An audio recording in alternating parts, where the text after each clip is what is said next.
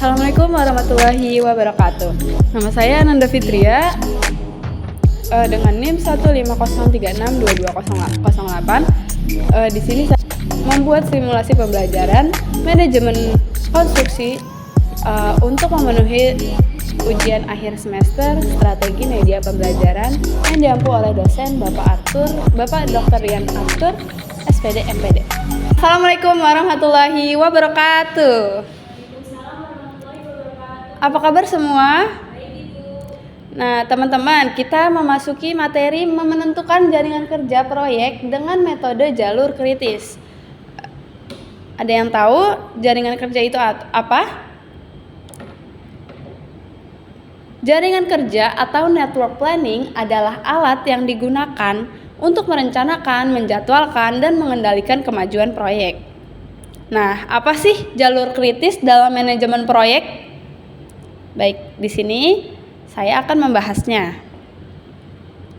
Dalam manajemen proyek, jalur kritis adalah urutan tugas terpanjang yang harus diselesaikan untuk melaksanakan suatu proyek. Tugas-tugas pada jalur kritis disebut aktivitas kritis, karena jika ditunda, penyelesaian proyek secara keseluruhan akan tertunda.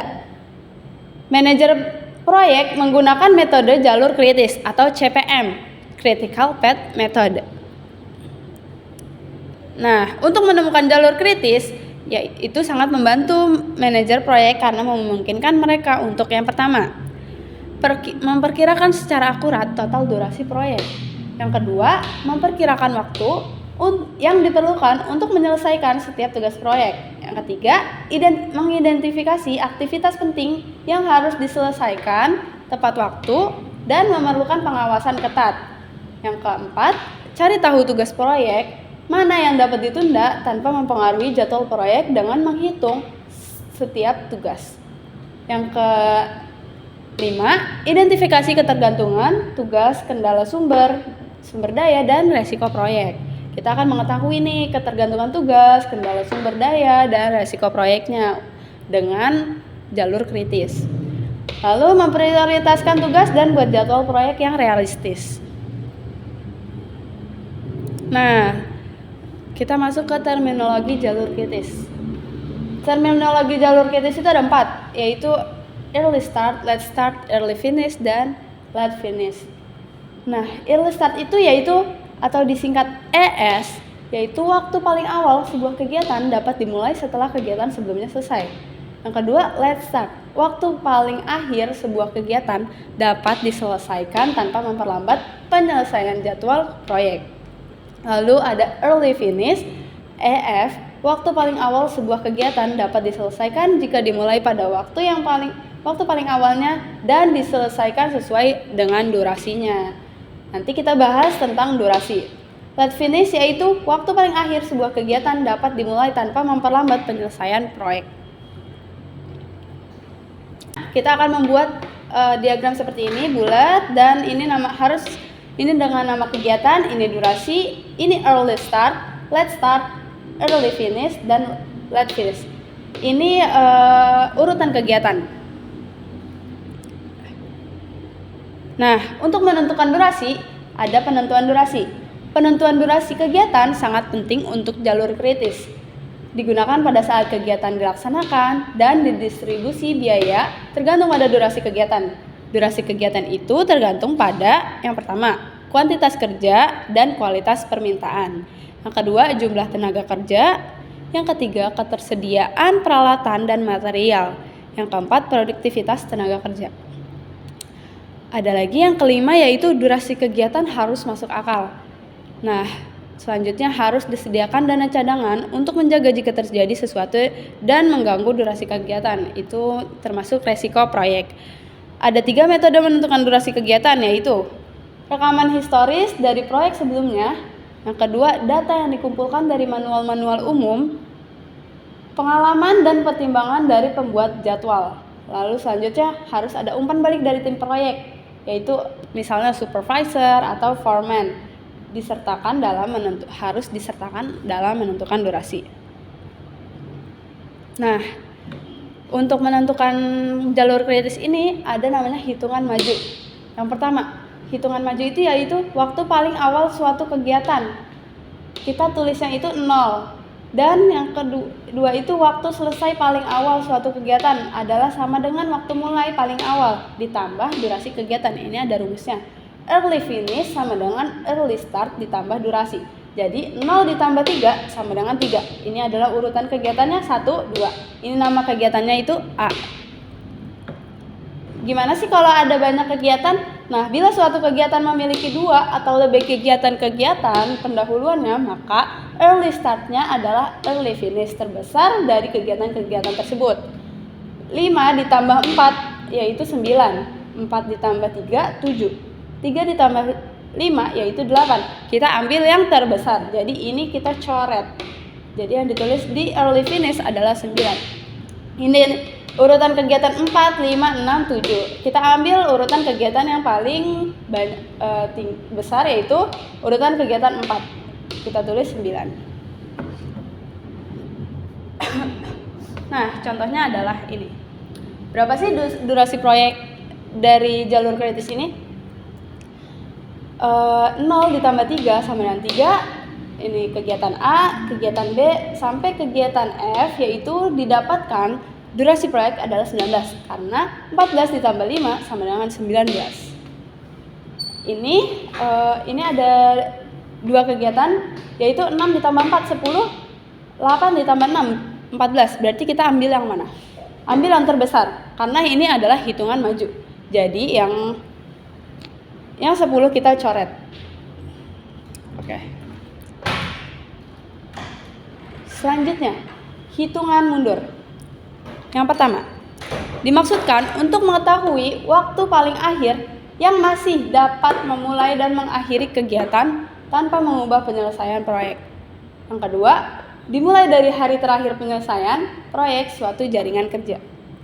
Yang ketiga, waktu mulai paling akhir suatu kegiatan adalah sama dengan waktu selesai paling akhir dikurangi durasi kegiatan. Jadi, hitungan mundur pada early finish-nya harus sama.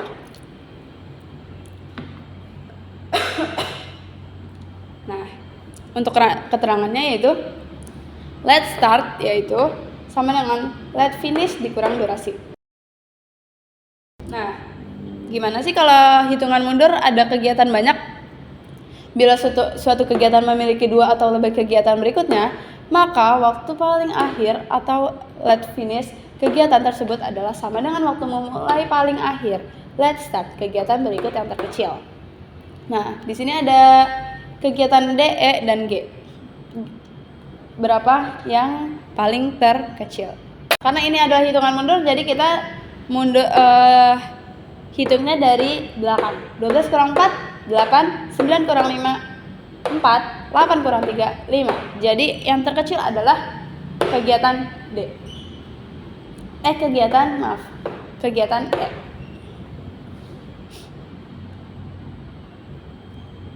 Nah, contohnya yaitu ini adalah hitungan awal. Kita hitung nama kegiatan A, B, C, D, E, F. Lalu ini karena ada C ke B yaitu dua kegiatan, jadi kita harus ambil yang terkecil, teman-teman. Nah, 8 dikurang 5 yaitu 3. 10 dikurang 3, 7. Jadi kita harus mengambil yang 3. Oke. Ini kita akan mengerjakan soal ini. Ini adalah contoh soalnya, teman-teman. Kita harus buat. Ayo kerjakan, nanti kita cocokkan ya. Oke, teman-teman, udah ada yang buat EOA-nya? Apakah ada yang benar? Oke. Ini kita bahas ya. Jadi kita harus menghitung hitungan maju dulu. 0 ditambah 2 yaitu 2. Untuk menentukan jalur kritis, kita harus menggunakan spidol merah atau pulpen merah. Supaya kelihatan. Ini jangan lupa tanda panahnya ya, teman-teman. 11 ditambah 2, 13. Kita tulis di atasnya dengan segitiga. 8 ditambah 2, 10. Kita ambil yang mana? 13. Ya, betul, 13. Teman-teman udah hitungan majunya apakah benar? Oke, sekarang kita hitungan mundur. Untuk hitungan mundur, late finishnya kita harus tulis dengan early finishnya sama, yaitu 16. Untuk 16 dikurang 3 yaitu 13. 13 dikurang 2, 11. 13 dikurang 2, 11. 11 kurang 2 yaitu 9. 11 kurang 4, 7. 9 kurang 4, 5. Ini kita tulis di bawah karena ini adalah dua kegiatan di belakang.